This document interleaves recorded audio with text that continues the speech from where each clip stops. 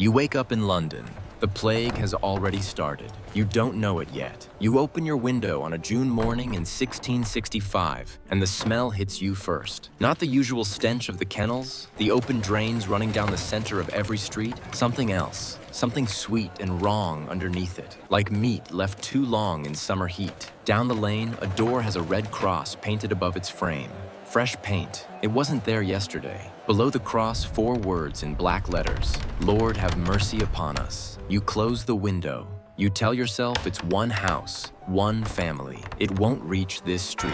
That is exactly what 400,000 people told themselves in the spring of 1665. By September, 1 in 5 of them was dead. To understand what the plague destroyed, you have to understand what it found. London in 1665 is loud, filthy, crowded, and extraordinary. 500,000 people packed into a walled city barely 2 miles across, spilling out into the surrounding liberties in a tangle of alleys and tenements that no map fully captures. The river is everything. Ships arrive daily from Amsterdam, Hamburg, Lisbon. Their holds carry spices, silk, tobacco, and, though no one understands this yet, the rats that carry the fleas that carry the disease.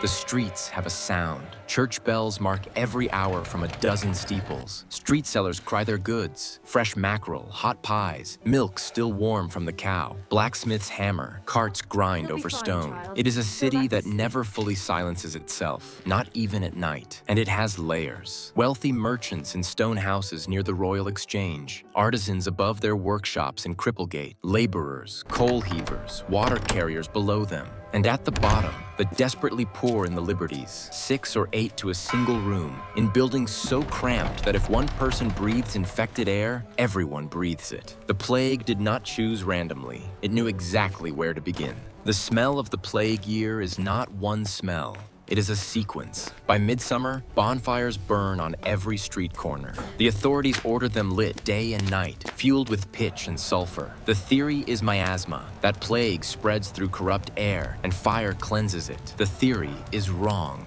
But the smoke is everywhere, thick and acrid, clinging to clothing and hair. Londoners walking to the market carry small bundles of rosemary and rue pressed to their noses, believing the herbs will filter the poison from every breath. This is the one that survivors remember. A sweet, sickly heaviness in certain streets and alleys. Not rot exactly, something closer to overripe fruit left in a closed room. It comes from the sealed houses, from the bodies inside that cannot be removed until the dead cart makes its rounds. In the hottest weeks of August, the dead cart sometimes does not come for 2 days. The smell seeps through the walls and under the door and into the street, and everyone who passes knows what it means and walks faster and does not look at the Red Cross. The wealthy carry pomanders, perforated metal balls filled with cloves and ambergris and dried orange peel, held directly to the nose when passing through infected streets. Samuel Pepys, the naval administrator whose diary is our most detailed record of this year, buys rope tobacco to chew constantly, convinced it will protect him. It will not, but the smell of tobacco and clove and burning herbs mixes with the smoke and the sweetness until the entire city smells like a desperate attempt to outrun something already inside the walls. The plague does not arrive with a declaration. It arrives with a number, 9 deaths. That is what the bills of mortality record in the first week of May. Weekly lists of deaths compiled by parish clerks and sold on the streets for a penny. 9 plague deaths, 14 the next week. The city reads the numbers and returns to its business. Plague was a disease of the poor. Everyone understood. It struck the dark alleys, the overcrowded tenements, the places respectable people never had reason to visit. 28 deaths, 43. The infection moves east, jumping from parish to parish the way fire jumps rooftops in a dry summer. At the end of June, the bills record over 200 plague deaths in a single week. That is when London began to empty. King Charles II leaves on July 27th. The aristocracy follows, then the merchants, then, most devastatingly, the physicians. Of 79 licensed doctors practicing in the city, only 3 remain. 3 doctors. For a dying city of 400,000 people, the poor watch the carriages leave. They cannot follow. A seat on a wagon out of London costs 5 shillings, more than a laborer earns in a week. The countryside turns them back at gunpoint. The parishes stop issuing the certificates of health required to travel. The doors close. The numbers climb. 200, 700. Then, unthinkably, 7,000 dead in a single week. The city does not collapse passively. It fights back with the only tool it has: isolation. When plague enters a house, that house is sealed. A watchman is posted outside, armed, day and night. He brings food, he carries messages, he prevents escape. Everyone inside, the sick, the healthy, the children, the servants, is locked in together for 40 days. 40 days from the last recorded death in the household. Think about what that means. You are healthy. Your neighbor is dying in the next room. You share the same air, the same water, the same single window. The smell you cannot identify when you arrived becomes, within days, unmistakable. And the watchman outside does not open the door.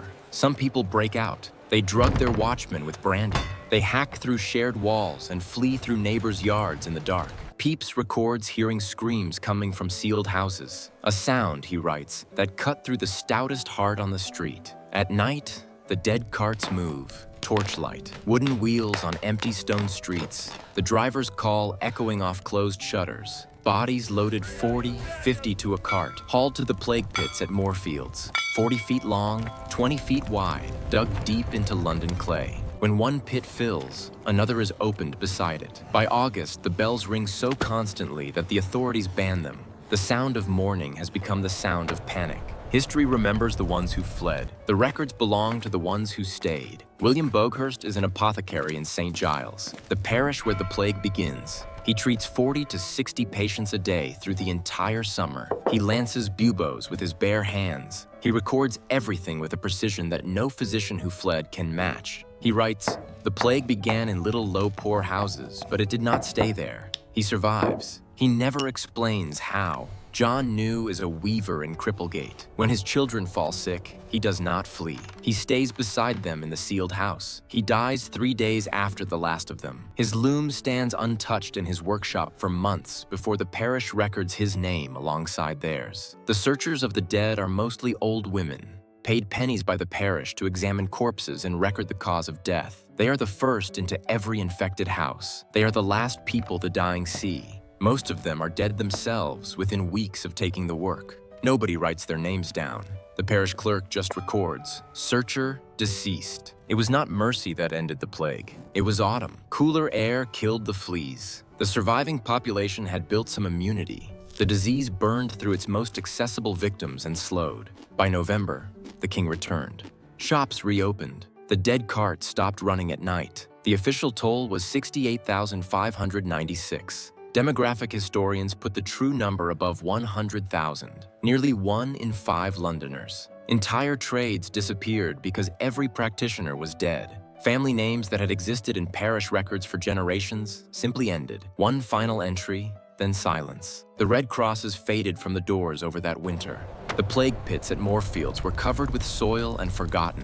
Construction crews unearth them still today, occasionally, when laying foundations for new buildings. Nobody knew, opening their window on a June morning in 1665, that the sweet, wrong smell drifting up from the street below was the smell of a city beginning to die. Nobody knew how many of those breaths were already the last ones they would take. Nobody knew that the bells they heard tolling in the distance were tolling eventually. For them, London survived 1665. Then, 13 months later, it burned. Next, the Great Fire of 1666, and why the plague made it inevitable.